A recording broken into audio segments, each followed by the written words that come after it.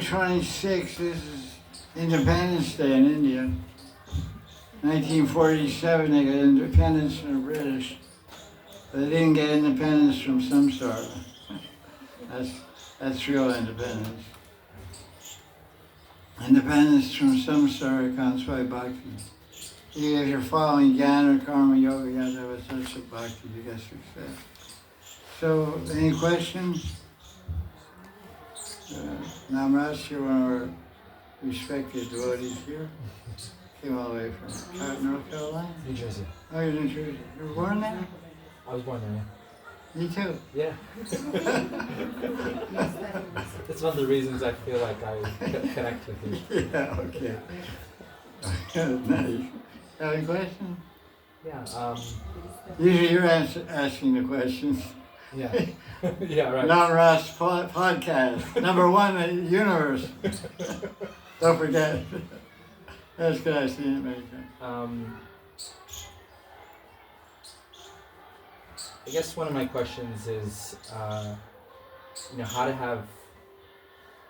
to feel, perseverance in Krishna consciousness in the sense of it's such a long process in one way to cleanse the heart and purify the heart and get to attain something in bhakti. So how do we develop, the patience, like Upadeshamrita says, patience. So how do we develop that patience?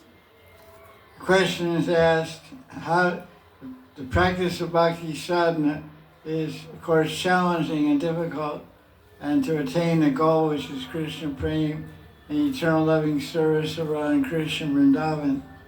How do we maintain perseverance and patience to keep going, keep pushing on? Well, first of all, we should accept that attaining the highest thing is not easy. The goal that we want, we have to define clearly the goal we want to attain. We don't want to attain Brahman effulgence. We don't want to go to Vaikuntha. We want to go to the topmost place, topmost realm of spirituality in the Vaikuntha realm, which is Goloka Vrindavan. And we want to have a personal loving relationship with Radha and Krishna and one of the sthai ratis of Vrindavan, Dasirati, Sekirati, Vatsarati, or Madhurati. And all those ratis, most intimate and demanding and fulfilling permanent mode of love is, of course, Madhurati.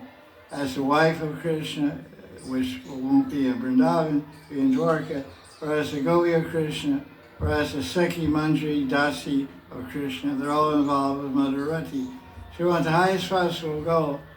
So we should understand, if we want to climb Mount Everest,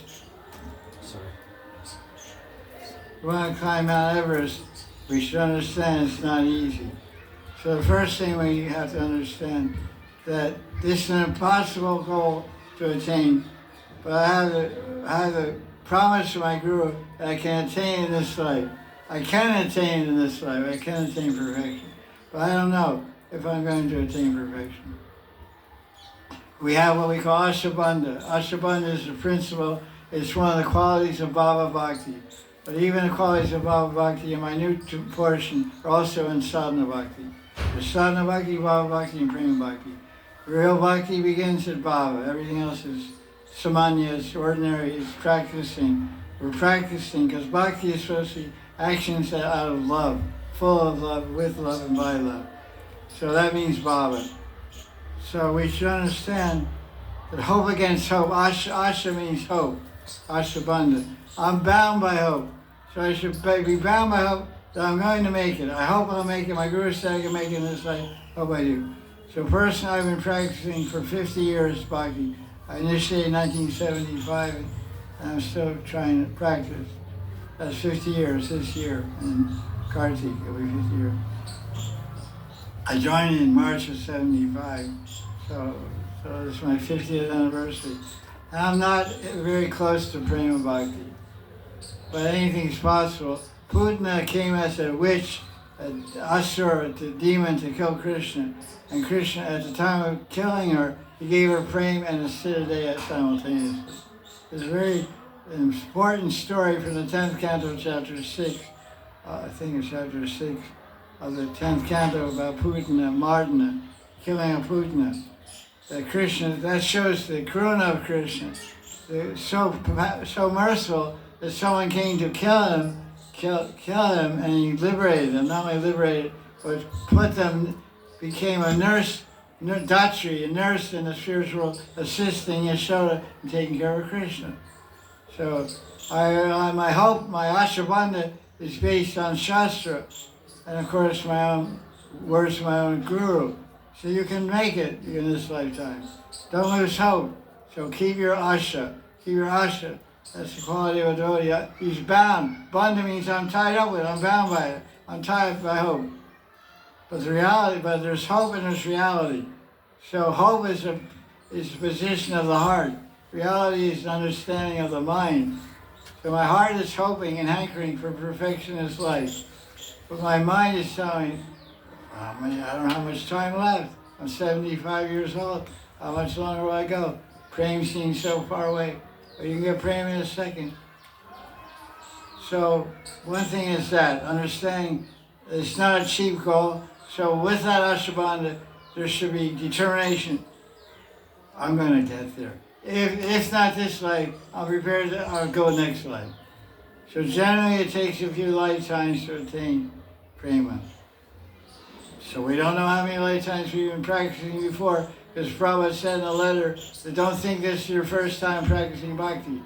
You can look in chapter 6 of Gita, verse 44. It says, Purva Abhyasena.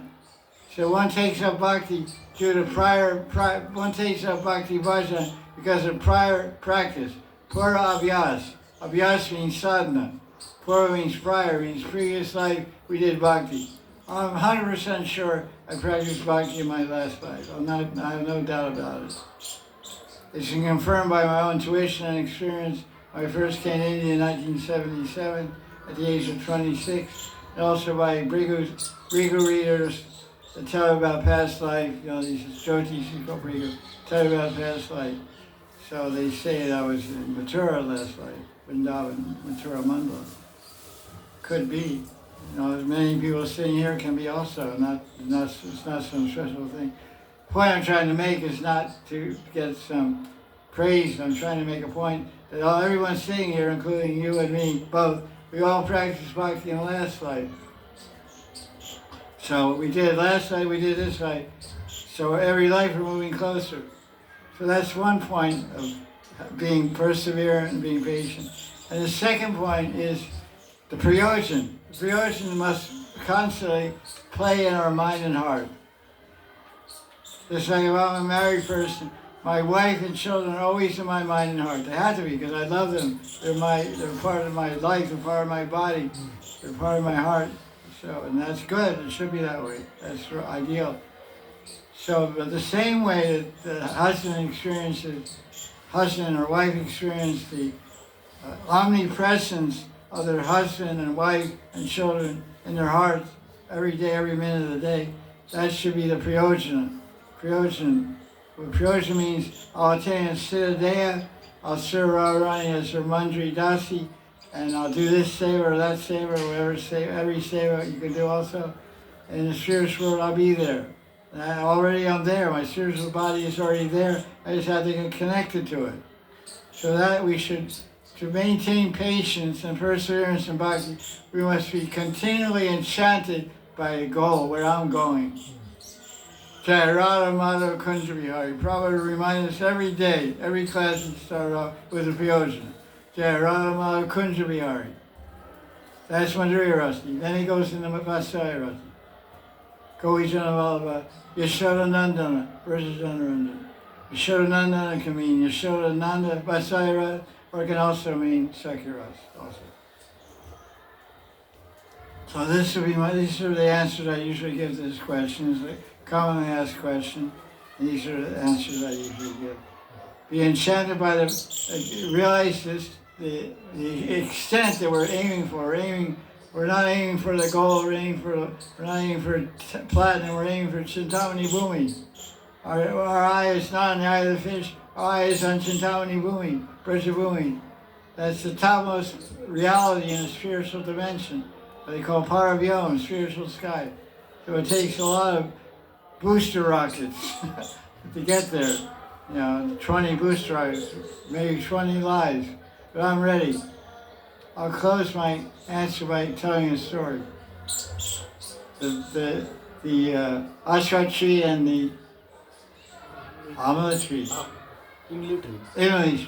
Imli has little leaves. Yes. Tamarind.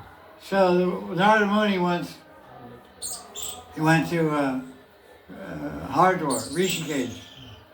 He met two yogis. They were sitting under a tree up in the mountains, not too high because the tree line was below, trees were there. One was sitting under an Imli tree, another was sitting under an Ashwa tree. The Imli tree is, who represents that? Parasurama is born under an Imli tree. There's an Ekadasi where you're supposed to worship Imli tree and Parasurama, I forget what it's called. The Ekadasi Mahatmya, so you should worship. I have a picture of Parasurama I take out in my no, not Imli, I think Amla, I forget. I think it's Amla. It's Amalaki Ekadasi. Yeah, excuse me. The leaves are similar, little tiny leaves. Amla has the many, many little leaves. So these six rishis are sitting under two trees. Ashwa tree, which means people tree, and Imli tree. Ashwa tree has big leaves shaped like a heart. And the Imli tree has little tiny leaves, looks like grain of rice, like 3 grains of rice lined up together. Very thin, patla, thin, and short. There are millions of leaves on the tree. So when he met the sage Rishi under the Ashwa tree, Rishi asked him, how soon I get liberated? And he said,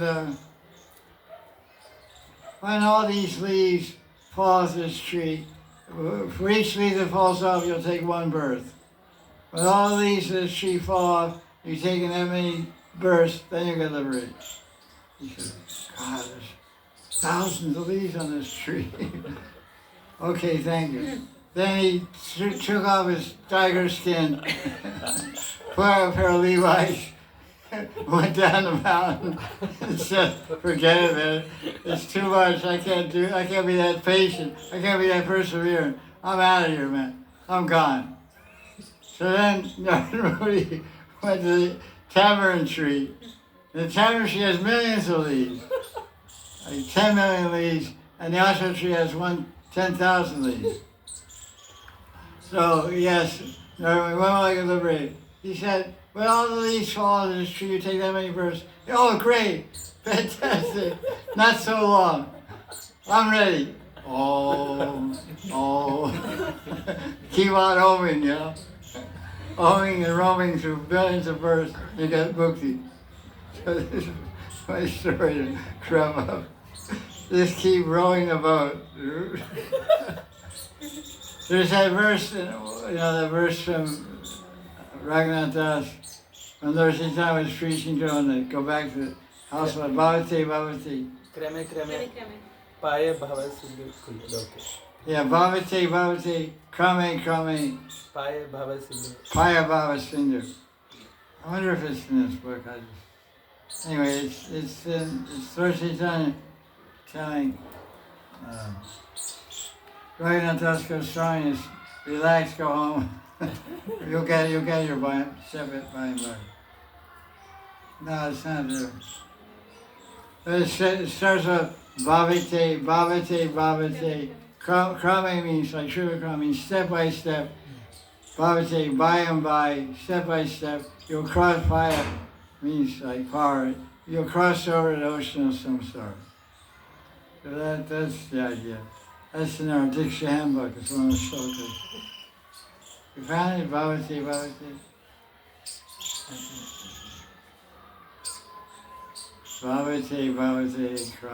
Krame. Just keep rowing the boat.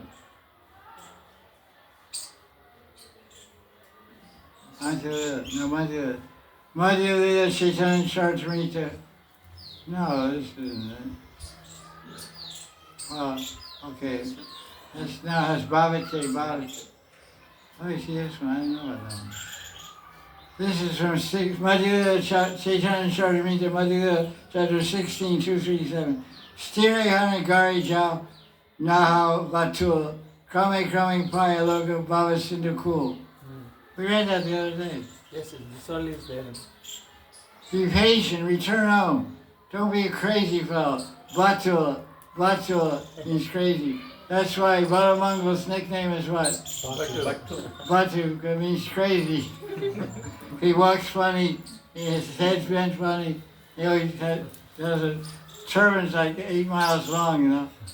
And so he unwinds his turban. Sometimes his turban falls off. Takes him half hour to wind it up, you know.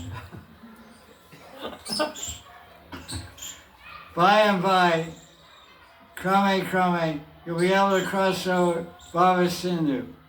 Paya Loka, Bhava Sindhu Kul. The other side, Kul means bank, means family, means side. The bank, the other side of the ocean. Look at this. See if you find another one. Bhavati.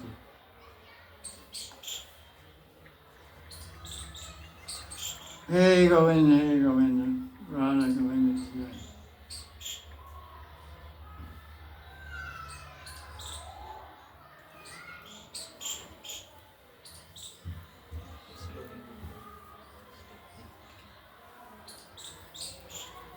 No, that's not it. This No. Anyway, got the idea. It takes a while.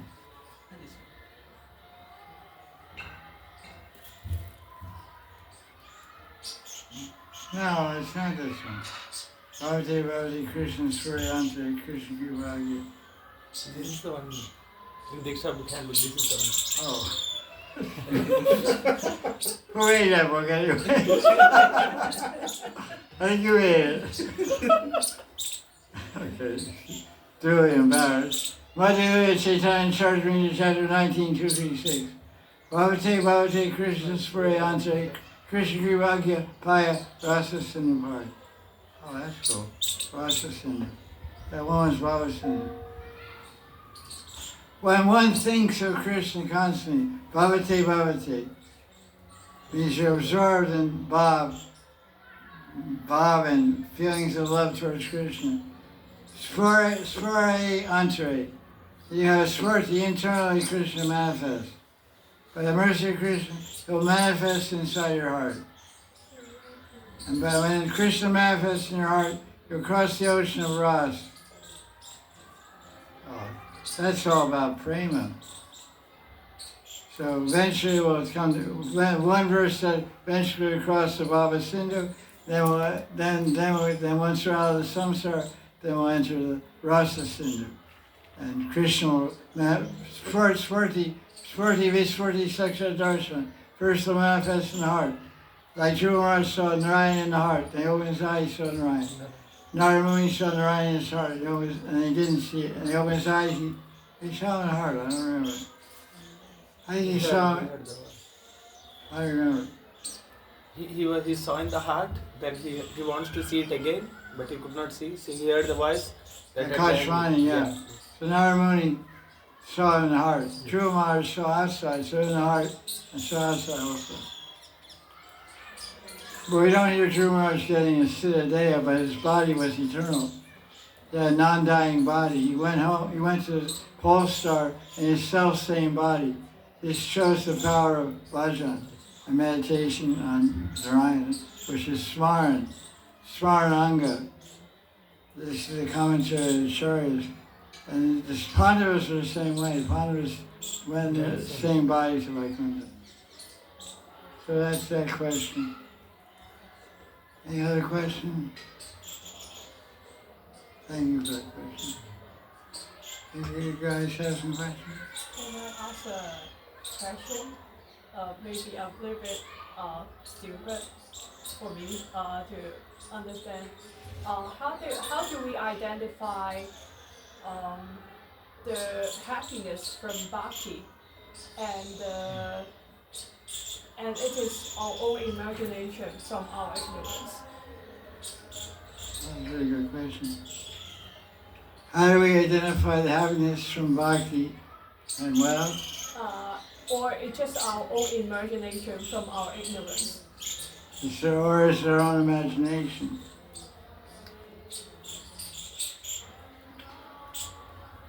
Shishukam Kartamaviyam. What's that word? Shishukam Kartamaviyam. Rajavidya, Rajavidya. Oh, that's the same verse. What is bhakti made of?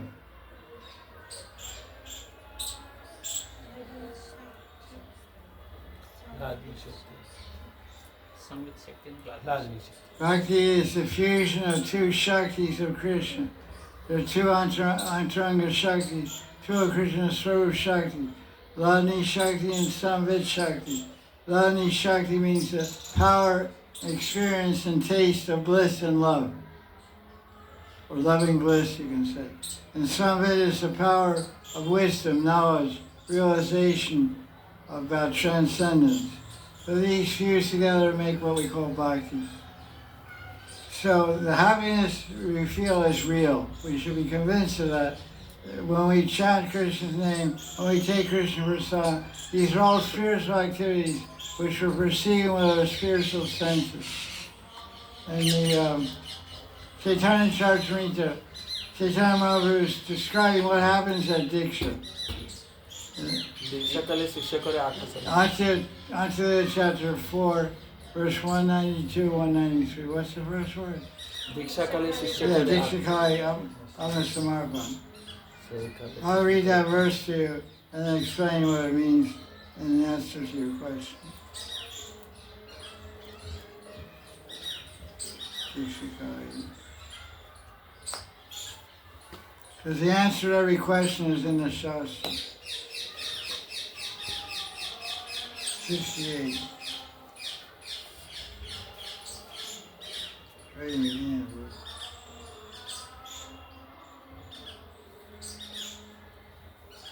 Hey, go in the Hey Radhe Sham.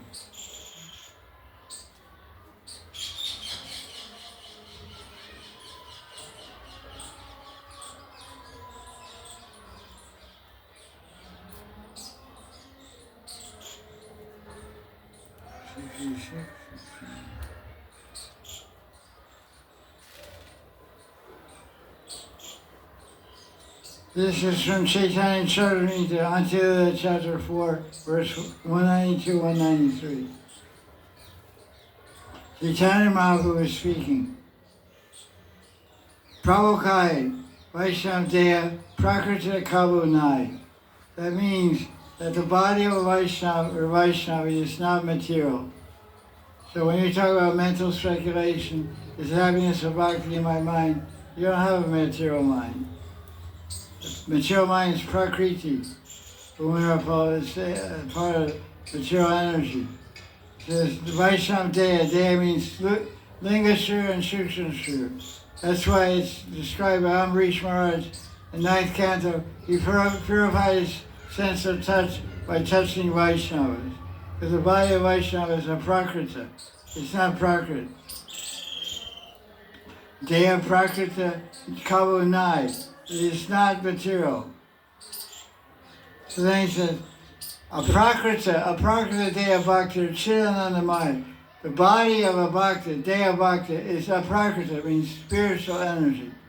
It's chidanandamaya. It's made of consciousness and bliss. Chit means Samvit Shakti, and Anand means Ladni Shakti. Maya means composed of, made of, concentrated. So the body of a Vaishnava is concentrated wisdom, knowledge, and bliss. Chidananda Maya, says Lord Chaitanya. Now, how do you get that? Diksha Kali, Bhakti Kali, Abhasamarpan. At the time of Diksha, what is the definition of Diksha? Diksha means receiving Gopal mantra or Kamgayatri. Pretty much, the main, for Vaishnavas, the main Diksha mantra is Gopal mantra. 8 syllable Gopal mantra, 10 syllable. Gopakumar got 10 syllable, Lord Chaitanya got 8 syllable, we got 18 syllable mantra. 18 syllable mantra is called Krishna mantra or Gopal mantra. It's described in Brahma Samhita and also in Gopal Tapani Upanishad. So it's the Vedic mantra from the Upanishads. was a Dikshakali Amasamarpan. The way he surrenders his Atma, means his body, his mind, his self, his Jivatma. Se Kali Krishnatari, Se Kali Krishnatari Kari Amasam. At that time, Se Kali, Krishna makes that devotee equal to himself. So this is very clear that the body of Vaishnava is transcendental. The happiness we experience by bhakti is transcendental. Like Prabhupada described one time, he said, do you think these boys and girls that are chanting and dancing during kirtan, is it some kind of ball dance? Is it some kind of, material dancing? These boys and girls, the Atma is dancing. The Atma is so excited, the Atma is raising their hands. The Atma is moving their feet and legs. The Atma is making them smile and dance like peacocks, dance like crazy. So you should be fully convinced and sure that happiness of taking prasadam, happiness of saying holy name, happiness of hearing philosophy, happiness of hearing Krishna, meditating on Krishna's form, happiness of seeing the Thakurji darshan, is all spiritual, transcendental happiness. It has nothing to do with material senses or material mind. Because if it was material, you would get tired of it. So I would always use that analogy to describe the transcendental nature of Nam. Nam Ras, we have Nam Ras right here. Nam Ras is such, we taste it every day and we hanker to taste every next day. Probably oftentimes when he talked about the holy name in the early days in '66, like he would meet people and they say their name was John Smith, probably would call him Mr. John. He wouldn't call him Mr. Smith. He'd call him Mr. John. That was, Bengali way of doing it. So he said, if we chant Mr. John, after 5 minutes we'll say, forget it. But you take this name of Krishna, you can chant all day and all night, you'll never get tired of chanting. That's because it's transcendental. I've been chanting now for 50 years. I'll go another 50 years. Why stop? More the better. So that's just Maya coming to try to trick you. Sometimes we lose the taste for bhakti because of offenses. There's some kind of diminishing or dilution or diminishing of the taste of bhakti is happening within one. One should be careful, Vaishnava Savadhan. One should be careful to see, I'm losing it. I'm losing my grip. I'm losing my taste. Why? 2 causes. I'm not tightly following the teaching of my Guru, and I'm making Vaishnava override. So now let me do an introspection, self-examination, and make a checklist. Am I doing what my Gurudev asked me? Yes, no, yes, yes, yes, yes, yes, no, no, yes, yes, no, no, yes. Oh. I don't have a good score here. I only got 60 on my exam. Uh-oh. Like it's such an amazing thing. Jiva Goswami writes in Sandarbha, sometimes devotees are doing everything right. They're following the Guru, they're not making offense to everyone, but they're still suffering. They're not making advancement because they're being punished for offenses from last life. So those dogs don't let you go, man. Those offenses are like bulldogs. They bite your leg and they'll let you go. They chase your next life also. Hey, wait, get out of here. I'll stay with you, man. Bulldog, you kick him in the head, he bites you harder, Indian dog, you just show your foot and he runs away. Lift your foot, he runs away, go, ow. He makes a sound like he got bit, like he got hit by a stick. You just, like Indian dog, you raise a stick and you go, What kind of actor are you? You're from Bollywood or where are you from, man? You don't even hit him, he starts yelling and crying, I heard out. Then you hit me, It's so funny. Indian dog. What's the difference between Indian dog and Western dog? Indian dog barks running backwards. Okay. Western dog barks running forward toward you. They mean business. Indian dog, row. They're going to reverse gear. Go. The barking gets quieter and quieter as they go farther. They run 100 meters behind you.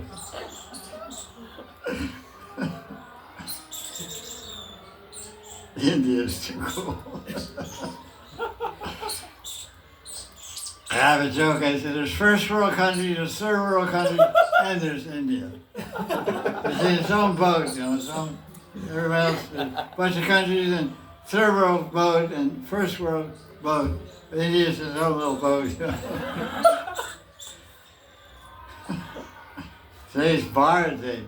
Jaya Jaya Jaya Bharat Mata. I love Bharat. I mean, I'm an Indian. I'm an Indian citizen. So, it's a nice place. Okay, I don't know what that was, what it was. Okay. Is that okay? Thank you. Okay. Next question.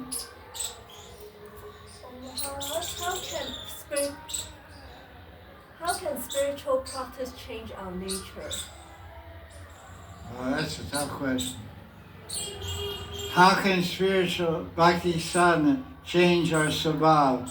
Sabhav means a combination of guna and karma, which makes our samskaras, makes our chitta, our subconscious mind, which dictates and controls our thinking, actions, behavior, everything.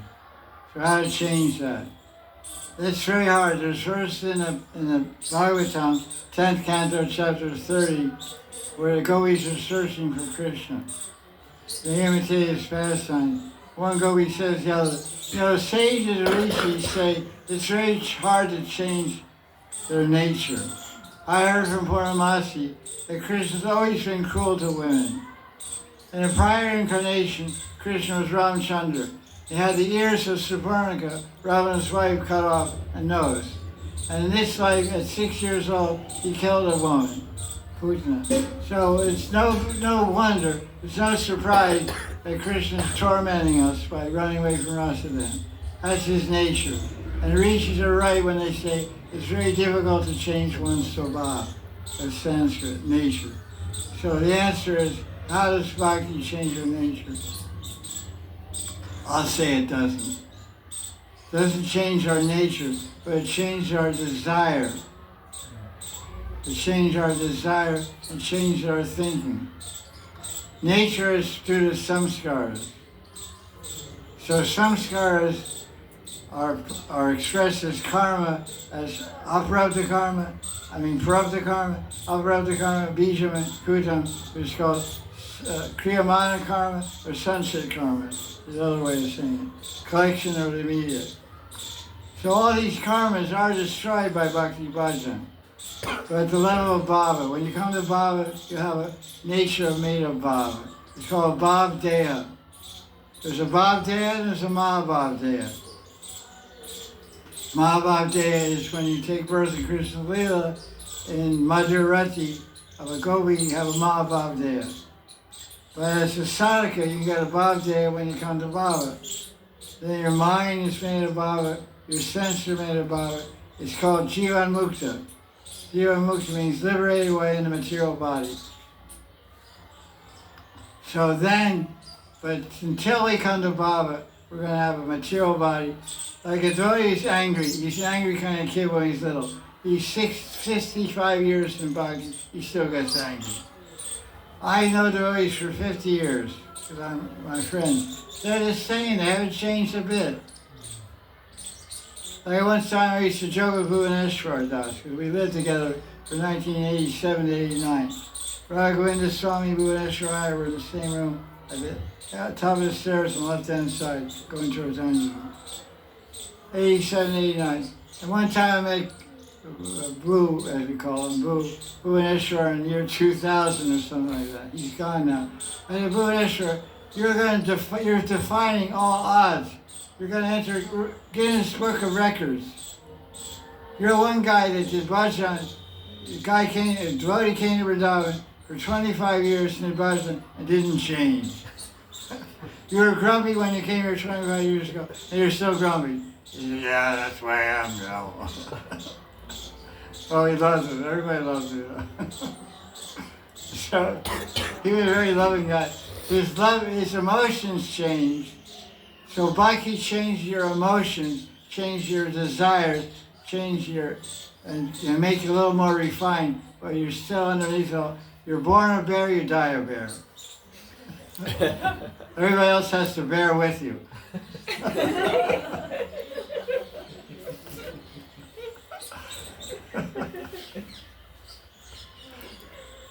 So, my guru today used to say, because I used to do a lot of austerities, all crazy stuff.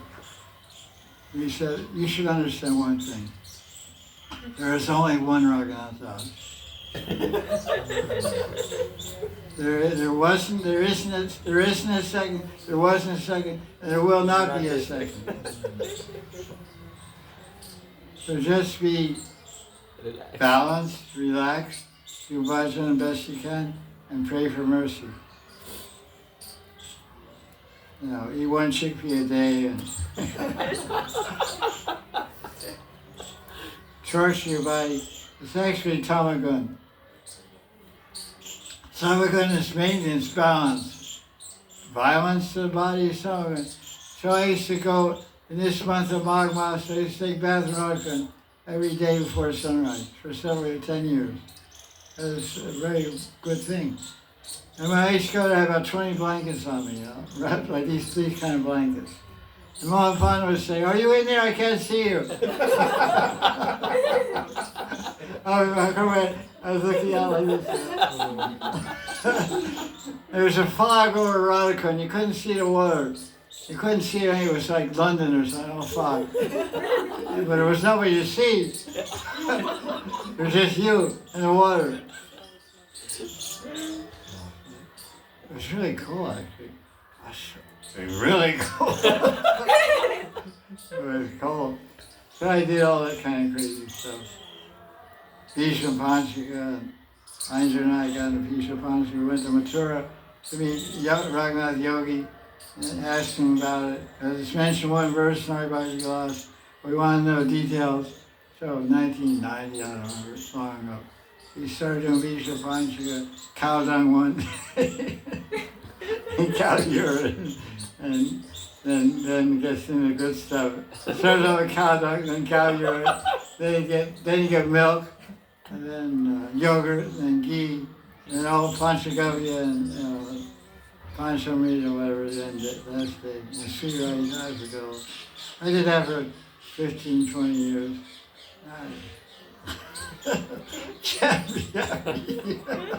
After all that, what's my conclusion? I was crazy. There's no need, because this is not really bhakti. This is called karma mishra bhakti. Yoga is type of karma. Kriya yoga, it's like Kriya yoga. Kriya yoga is doing physical things to purify the consciousness. Bhakti is not based on physical things. It's metaphysical. It's based on meditation, chanting transcendental sound vibration, hearing transcendental sound vibration, meditating on transcendental reality. Shravan Kirtan Smarana. This is bhakti. It's called Srup Siddha Bhakti. This kind of bhakti you do every day, you realize your Srup very quickly. It'll be revealed to you. Either by guru, by holy name, by dream, by whatever, any which way. Every which way. Srup Siddha Bhakti is the way to perfection. We do Ekadasi Brata because it's called Hari Vastra. It's the day of Hari, and the Shastras tell us to do that. And the Chaitanya observed Ekadasi, Urgaranga Bhakti, we observe Ekadasi. But the Chaitanya didn't observe Magh Mas Brata or Kartik Brata or all these things. They did Ekadasi. He chant holy name, heard Bhagavatam every day. He had sadhu sangha, took Chakriti darshan. Very practical way of bhajan he taught. Always associating with always sharing Pradoshana Katha, Hari Katha, Vrindavan Katha, from Ramananda Roy and Shiv Damodar. We're always hearing Krishna Karamrita, 10th canto of Bhagavatam, Gita Govinda, Jagat Bhavanataka, songs of Chandidas, songs of Vidyapati. These are all Rasic, Prayojana Tattva, Prem Tattva, Rasa Tattva. So he's showing we should have Bhagavatam class and we should also have Rasa Tattva, Prem Tattva. Bhagavatam class for the Tota Gopinath. Who gave it? Gadarapana. What did he speak about? Chaitanya Bhagavat, he said he spoke the story of Prahlad Maharaj 100 times. He spoke the story of Dhruva Maharaj 100 times. 4th canto, 7th canto, to Lord Chaitanya. So in the morning at 9 o'clock he's in the Bhagavatam class. And 11 o'clock at night he's in the Gita Govinda. So we should do like that also. In the morning you're in the public. King Pracharuddha was there. Haridas Thakur, everyone was there, all different styratis, everybody was there hearing Bhagavatam and Tota Gopinath. In the morning, 9 o'clock Bhagavatam class ISKCON. But at midnight, they anadhikaris weren't allowed. They were not allowed. Just like Shiva Sangam. Only 200 people were allowed inside the gate. The Antaranga Bhaktas called Antaranga Bhaktas, internal devotees. The Adhikar, they had the right Ras. They were in the Mother Ras. They're all in Dasirati and Sekirati with Gauranga Mahaprabhu, they're all in Madhurati with Krishna and Vrindavan. So they were in a Kirtan Shiva Sangam at night. So we do the same thing. We hear the Bible, we hear 4th canto, we hear 7th canto, 1st canto, the Bhagavatam class. At midnight, 11 o'clock, 10 o'clock, alone or Kutia, read Gita, go into the read the Krishna Bhavatam, read Bhavana Sara Sangra. We read all these things. This is what Lord Chaitanya taught. Just a husband and wife read, or a couple of devotees all alone. There was a Kaladesha Patra, there was a time and place for everything. So we should study minutely. Lord Chaitanya was the ideal bhakta. So how is the ideal?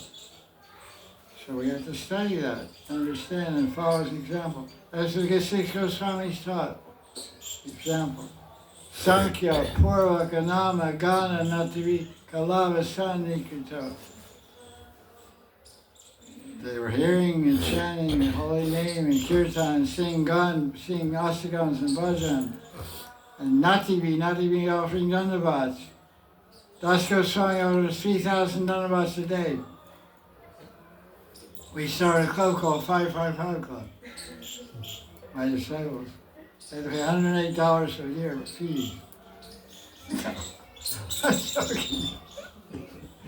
108 goes with it. No. So what's 555? Every disciple has to offer 5 dandavats to Guru every day, 5 dandavats to Brajadam, and 5 dandavats to Radha Krishna. 15.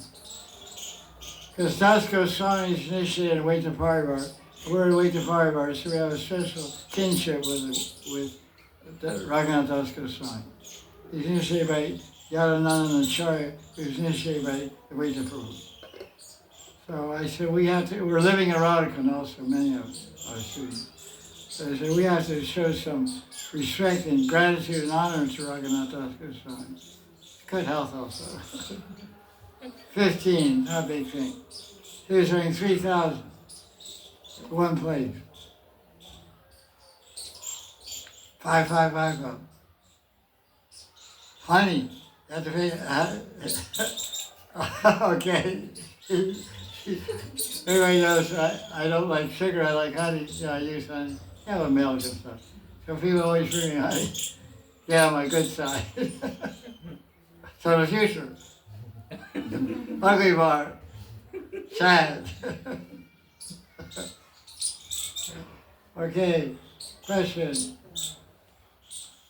Any Russian question? Hey. You're lost at sea. Look like you're on a boat floating in the ocean. Question? Okay, no question. Yeah. Could you please elaborate on the meaning of Shringa? What's he say? Shringa. Huh? Shringa Bhat, there's a place. Shringarvat. Shringarvat, she is asking to explain the meaning of Shringa. Meaning and elaboration. Shringar Vat. Where is that? In Vrindavan, along on the river Yamuna. I know. I lived right next door for 3 years around Dhaka. I saw it every day. I went to Yamuna. So the question about Shringar Vat. So Shringar Vat, Vat means, the word Vat means banyan tree. There's a banyan tree there on the bank of the Yamuna. And one time, Krishna, it's all related to Rasleela. There's many holy places along the Yamuna, from Deer Shamir, Vamshi Vat, Deer Shamir, Yamuna Pulin, then there's Govinda Ghat, there's Tir Ghat, then there's Andheri Ghat, and then there's Shringar Vat. So all these places are related to Rasleela, Krishna's Rasleela. He was very fond of that area of the Jamuna. They have many pastimes there, Keshi Tirtha, your Keshi Ghat. So one night, Radharani was left Rasa dance. Krishna went searching for her, and he found her under the banyan tree crying, because she felt that Krishna was paying attention to all the other gopis. So Shringar has two different meanings. One means Shringar Artik.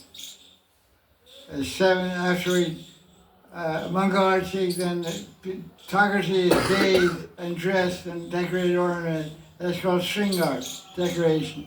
But Shringar is also a type of love.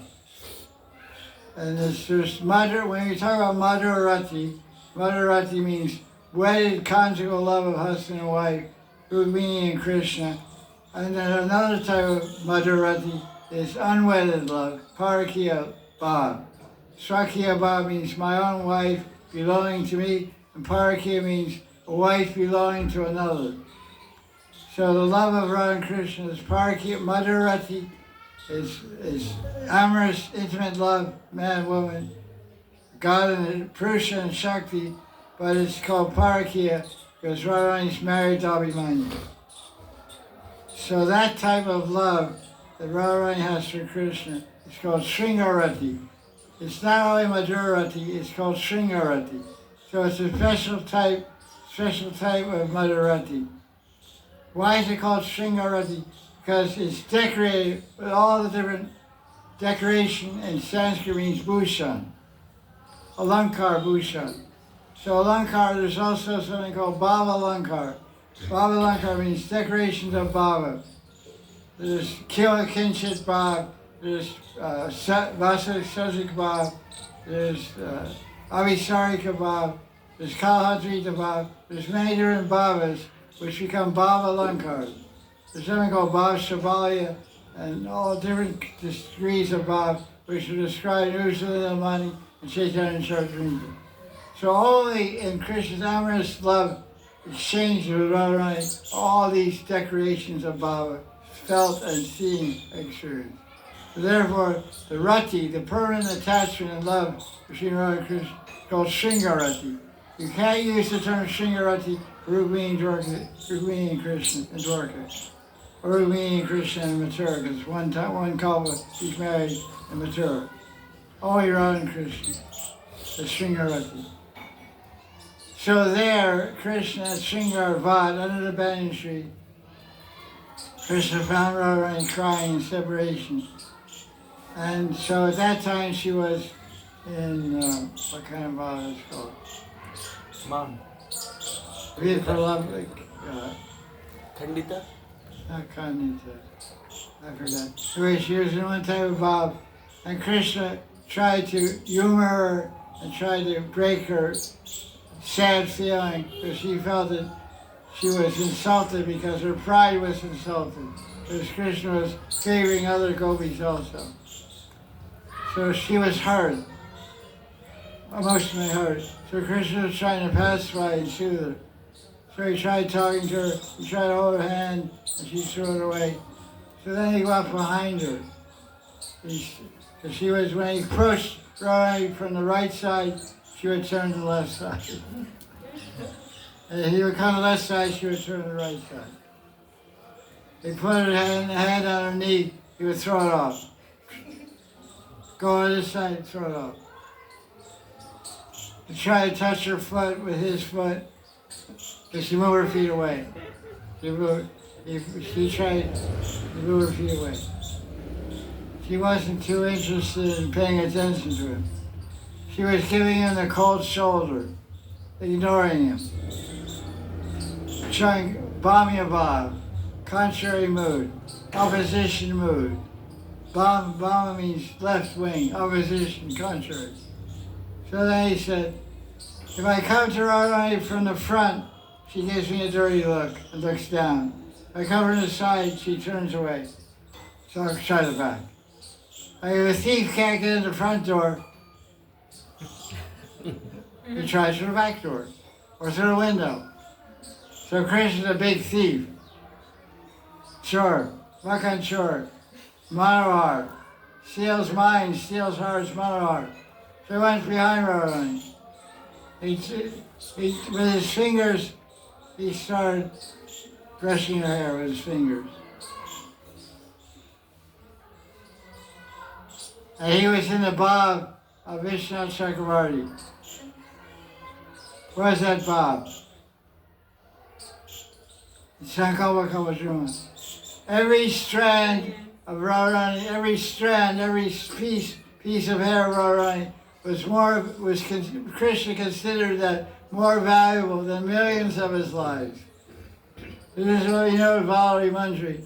We know of Valari Manjari, Vishnu Chakravarti in Sankalpa Gopal, he says this in one verse.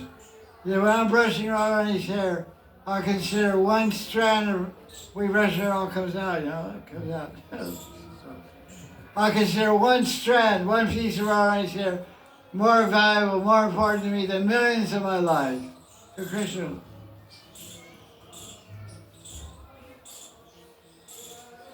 Then Radharani was just like, okay. Radharani didn't object. So then a manji was there, handed Krishna a comb. Krishna started combing. Another manji had Radharani a mirror. Why did the manji hand Radharani a mirror? So that she can see Krishna. No, see her hair. No, that's what's, maybe. In the corner of the mirror. Like when you go on a WhatsApp call, you see yourself and you see the guy you're talking to. You're in one corner and the guy's in the bigger part. So I was like a WhatsApp call. Okay, my hair looks good. Oh, that guy. Okay. I can't get you out of the mirror, but I won't look at you. Doing a good job.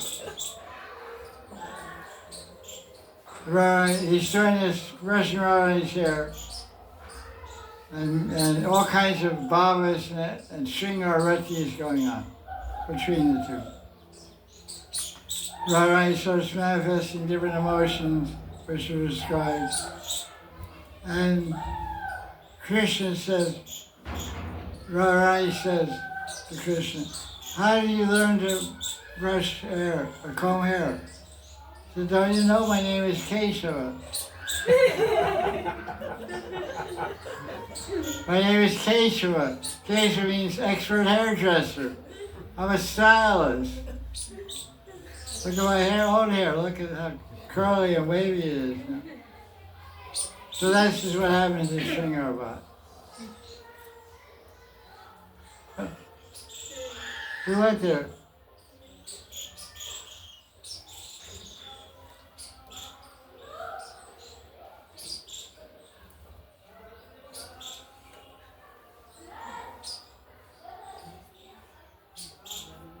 In the morning, I see the sun god, Suryadev.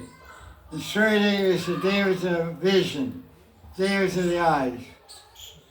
So in the Bhagavatam, we're reading the second canto, chapter 10. There's Adi Bhautika, Adi Daivika, and Adi Avika. All three things are required for success. Generally, you see when you analyze material world, three is everywhere. Brahma, Vishnu, Mahesh, Savagun, Tamagun, Rajagun, Bhakti, Bhav, Prem, everywhere three. Three is everywhere. Beginning, middle, and end. So I'm in the beginning of my life, in the middle of my life, and the end of my life. A beginning school, middle school, even they say middle school. Beginning school, end school, graduate school, end school.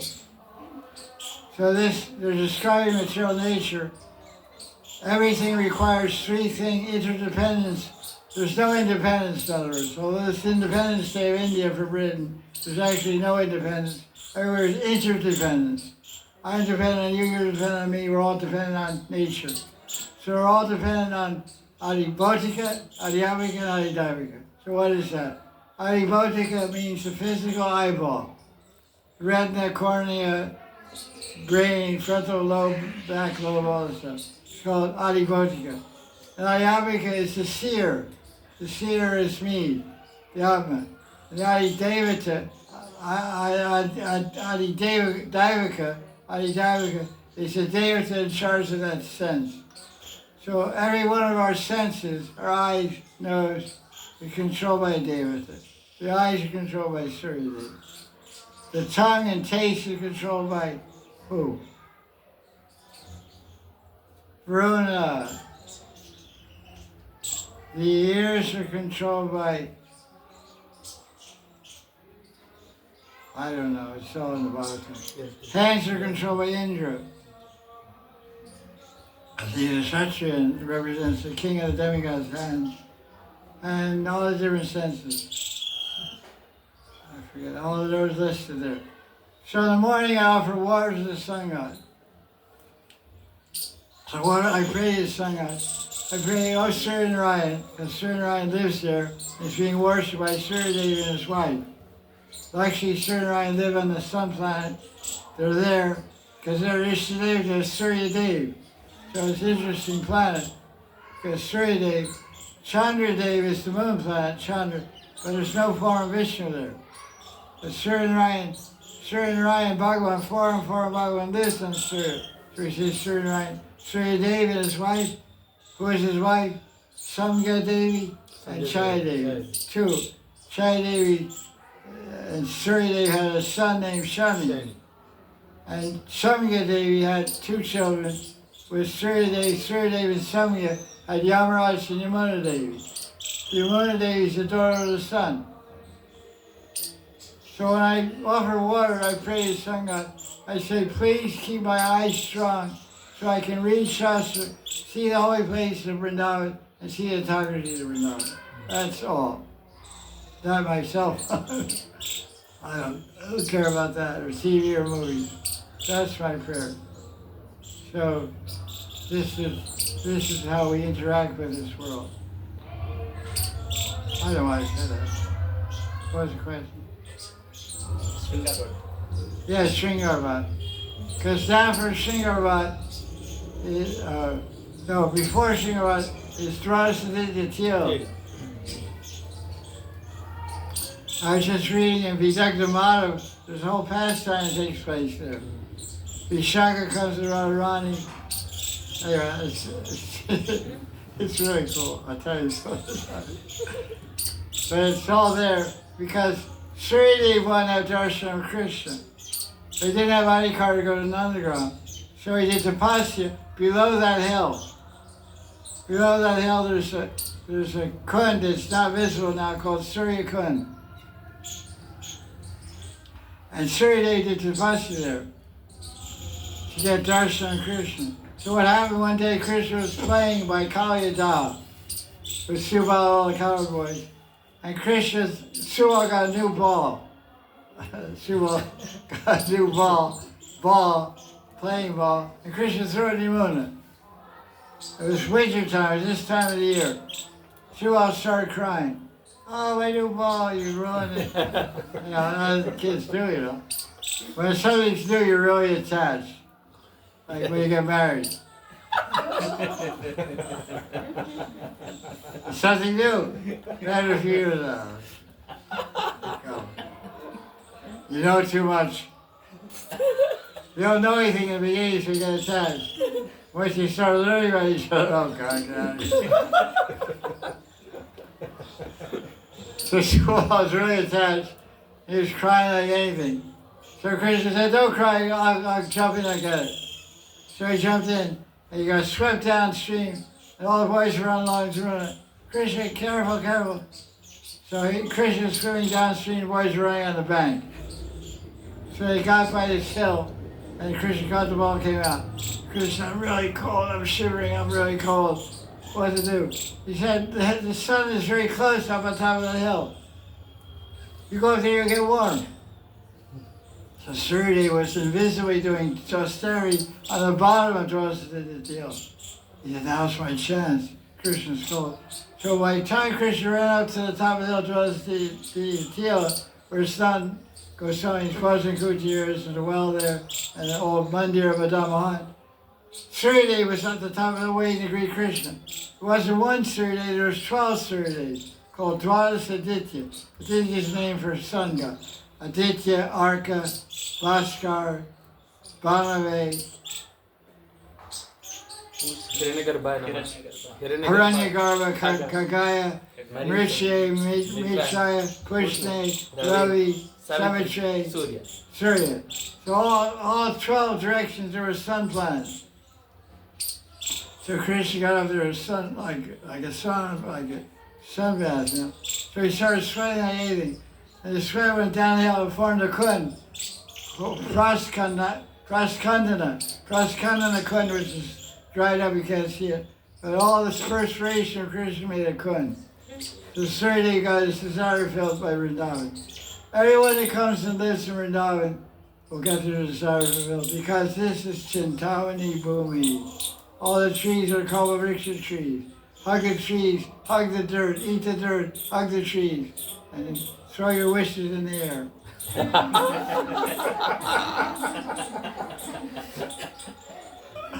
And see where they land, and see where you go. Jaya Jaya Sri Radhe. Oh, I didn't record that. Anyway, it's okay. It's on there. Question.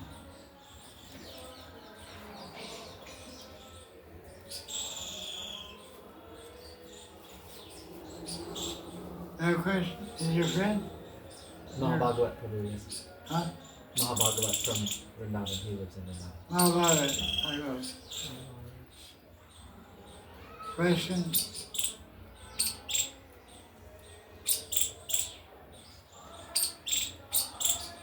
Yeah.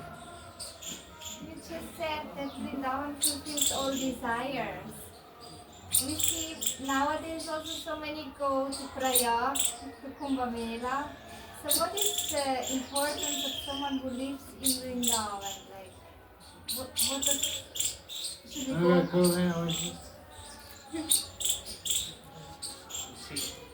Even living in Vrindavan, many people are going to Kumbh Mela. So Question is, devotees living in Vrindavan are going to Kumbh Mela. But you should say all desires are fulfilled here. So Why is there go? any importance for us to go there? I'll tell you, okay, the question is, what's the importance for us to go to Kumbh Mela or Kumbh Mela in Allahabad or Hardware, Ujjain, wherever it is, different places? When we live in Vrindavan, all desires are fulfilled. It's for social fun.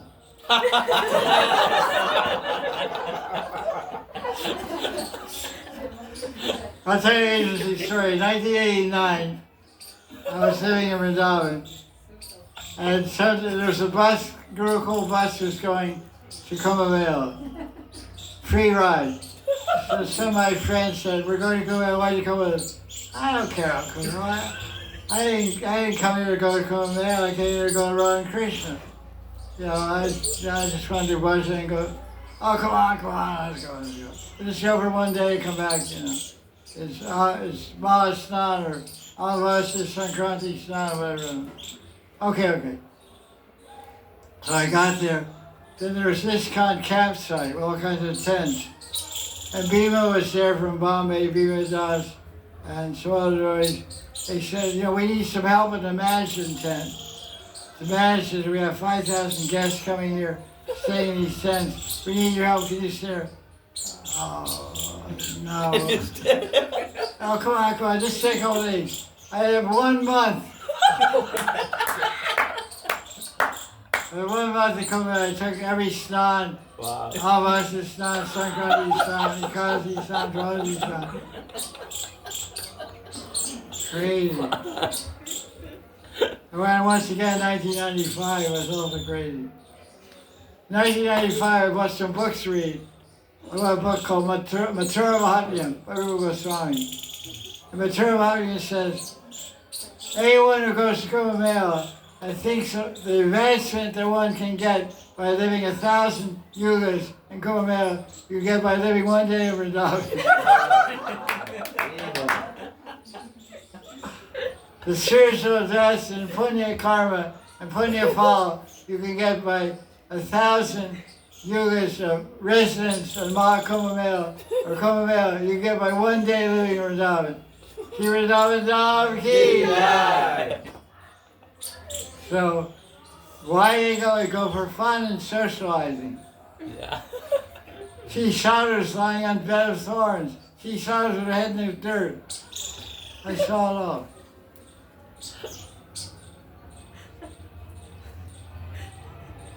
It shows they don't have ruchi.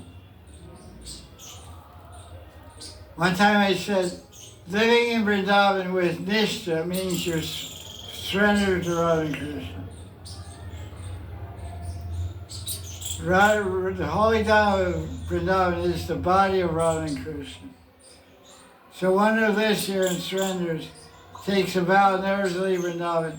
He or she is fully surrendered. That's the best. So many Stanley people, we hear of the 6 Goswamis. They came to Vrindavan. Did they ever leave? No. They go on South Indian Yatra, Himalayan Yatra. No yatra. They came and stayed their whole life. So we're supposed to follow the 6 Goswamis.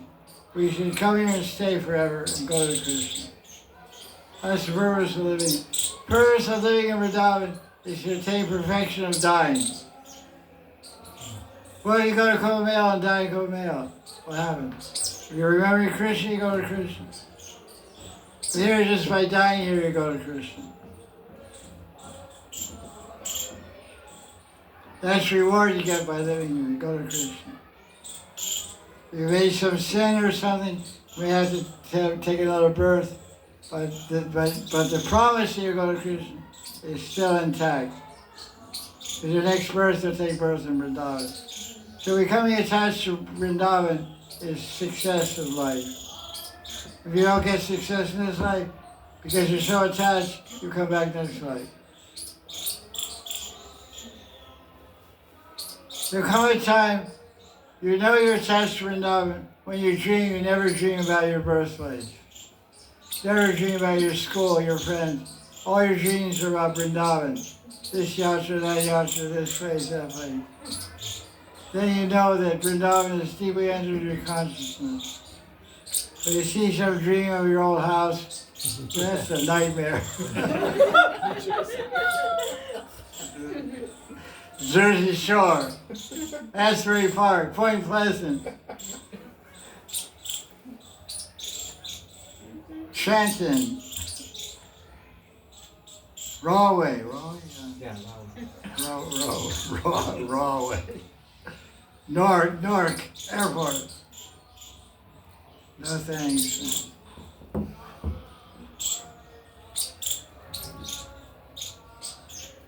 When I went to the American Embassy, I got my certificate of naturalization from India. They accepted me to be an Indian citizen. They say you get your certification, get stamped and recognized, but you have to prove that you renounce American citizenship, because you can't have two. So I went to the American Embassy. I said, I'm an Indian, I showed my form, I'm an Indian citizen, but I have to prove renunciation. The guy, so it was the secretary, Indian lady. So she called the director of the embassy, Arthur B. Mills III. He was a Texas guy. He was 2.5 meters tall. He came out from the office. He said, he had a form, it said, renunciation of citizenship. I was renounced at the time. 1988. Go ahead. 1998. So he said, this is the form. Let me ask you, son. He was a Texas guy. Let me ask you, son. Are you sure you want to do this? I've been here for 15 years. Only one other guy came to renounce the citizenship of America. In 15 years I've been here. He was a dancer. You know what I mean? And he was implying that the other guy before you was a queer. He was a dancer. You know, it's like, you're looking pretty weird yourself. I said, I'm sure, I'm positive. He said, okay. Then he leaned over next to me, a tall guy. He said, listen, if after you get Indian citizenship, if you change your mind, you just see, I'll give you back your American citizenship. It's only one-way street, you can't go back. But he said, you know, it's not against the rules, but you seem like a nice guy. If you change your mind, I'll give you the passport and get it. I said, okay, thanks a lot. Arthur B. Mills III. Signature was like this long, my figure. So, you know, we have to, you know, being rich for us, you love Vrindavan. And everyone should love, you know, you can live here at best, but always think of Vrindavan. You're living with Tulsi, you're famous for taking beautiful care of Tulsi. You're definitely, because there's a verse in Skanda Puran that says, wherever Tulsi is growing, the dirt on where Tulsi is growing is Brajraj. I read that years ago, Skanda Puran. So you got Tulsi all over the place. He's famous, Damrashji, he's famous for growing Tulsi. There's snow all everywhere, it's truly full of snow. These Tulsi like going crazy. All kinds of special lights. I really admire that in you. That shows real devotion. That's the main element. The healthiest Tulsi in America, probably. I don't know. He's all Vrindavan devotees, so he doesn't want to be away from Vrindavan. So any more questions? What time is it? 4:48. Okay, there's no more questions, we'll end. We shouldn't hang around. Any more questions? Can I answer that question?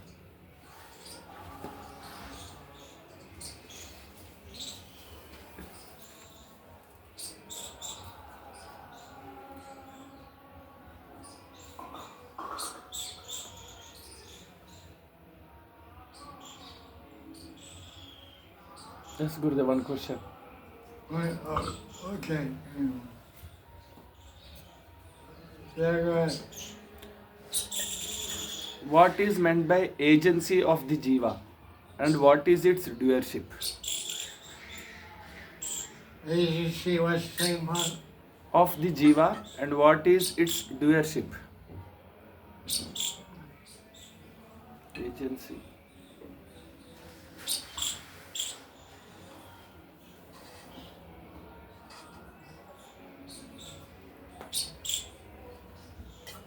Question is, what is the agency of the jiva? What is his doership? This doership means Kriya Shakti. Agency means his Srup Lakshana.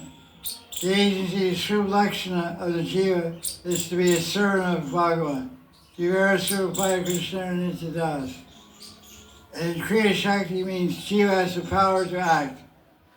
As we just mentioned, Adhyatmik, Adhidaivic, Adhibhautik. Krishna, through the karma and the devatas and super soul, the jiva gets a body. With the body comes the Kriya Shakti, the power to act. So the power to act is, you can do things, Kriya Shakti. Do good deeds or bad deeds, or do spiritual deeds. Spiritual deeds will give liberation. Good deeds will give a good next birth. Bad deeds will send you to a lower birth. So agency means Swarup Lakshana. The main characteristic of the jiva is called agency. Agency is by nature he is a servant of God. Jivara Swarupa Krishna or Das. Krishna Das. But whether you use but do you use your Kriya Shakti to fulfill your agency? That's the question. So one who surrenders to God, to Bhagavan, and serves Him is probably using the agency. What's the second thing? What is its doership? Agency and doership. These are English words. The English way is saying Swarup Lakshana and Kriya Shakti. Good night. Jaya Jaya Sri Radhe. Okay, I had a little prasad. Somebody else.